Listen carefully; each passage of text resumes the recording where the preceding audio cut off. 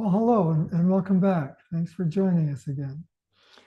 And what we thought we'd talk about this week is getting on purpose. Because um, when we think about purpose in life, it's like, well, let's look at it the other way. When people don't feel like they have much purpose or meaning in their lives, it's not a good feeling. And we were talking with a group of people the other day and asked them all, what do you think the purpose of life is? And they all responded with a version of to learn and to grow. And I thought, well, that's so great, because I was thinking, well, my purpose is to be a nurse, my purpose is to be a good parent, all that. And all those things are good, but right away they went to purpose of life is to learn and to grow. So we thought we'd share with you some thoughts that we've had on that about getting on purpose. And one of the things that helps us to look at purpose is like when challenges come up in our lives. How can we get on purpose in our lives to deal with challenges? And it's like if we have a health challenge suddenly or relationship challenge, something comes up, my initial response is, what do I need to learn in order to grow and avoid this problem in the future? And that's really good. So I learn about other foods to eat or what foods not to eat or how to communicate better with my partner or whatever it is. I learn things and I grow from that, and it's really great. But in terms of really developing this sense of purpose in my life, what we're seeing is that there's an element of learning and growing on the inside besides the outside. Yeah, that's the important place. Yeah. And so learning what to eat, learning how to communicate, learning how to do things in life to navigate life better so there's not so many bumps in the road and I'm not experiencing things that have me reacting as people cut me off in traffic or whatever. What we're seeing is that the learning and growth on the inside is learning to really open to life, open to the experience, whatever the experience is that's showing up in my life. Yeah, when we open to the experience and we really see what's there, we see that all experience is an opportunity for more and more and more of what this life holds, more and more of the magic of life, actually. Yeah. So if I have a health challenge, I can't always say that, oh, this is so great. It's going to open me to more of the abundance of life. But in a way, it does because it steers me onto a path that is going to give me more life. But if we take it to the inside and we learn to open in the midst of challenges that come up, we then begin to not be so reactive. And in being open to the experience that's there and really meeting it and really feeling it fully, very often our inner intelligence provides us with what's next. Instead of going to my computer and Googling the symptom I have and what food should I eat and this and that, which is great for the outside learning and growth. When I really meet that experience, and we've talked before about welcoming what arises, I really welcome that experience without the intention of, I got to fix this, but just what is this experience coming to me for? So often in just sitting with that, something comes to me that allows me to see how I can open in the midst of anything that comes up. I can open in the midst of this kind of scary diagnosis or whatever. I can open to it. And in that openness, I have access to this inner intelligence. And also, I'm not so overwhelmed and panicked as I'm Googling and looking for solutions.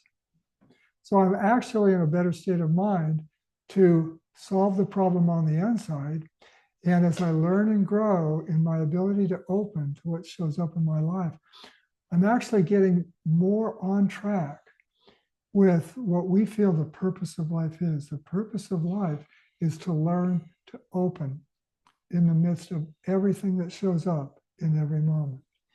Yeah, and that openness allows us to really connect and express more of our true nature. And our true nature is so exalted, actually. It's so much love, so much joy, so much well being on all levels. And we can experience that through the difficulty that life presents by opening, by being willing to explore what's here rather than try to push it away or push it down. Yeah, yeah. By trying to make our lives smaller to avoid this situation coming up again. If somebody said something that hurt me, then okay, I just have to avoid people like that. But if we open to the experience and that inner intelligence shows up, we usually find ways to navigate with that, which may mean not hanging out with that person, but not creating this rule in my life. I've got to really be careful to avoid people that might say something like that. We want to keep our lives open and flowing. Now, I want to share one other thing with you, what we've talked about before. That's kind of an example of what we're talking about here. And that's our eating with presence exercise. So often when we're coaching people around shifting to whole food, plant-based and restoring health, they will have a period when things are going so well, and all of a sudden they'll have this intense craving for one of the old foods. You know, it's like, I got to have this right now. So what we suggest is, rather than resisting it, just really pause for a minute and really see what's going on. Really welcome that feeling, see what's going on there. Open.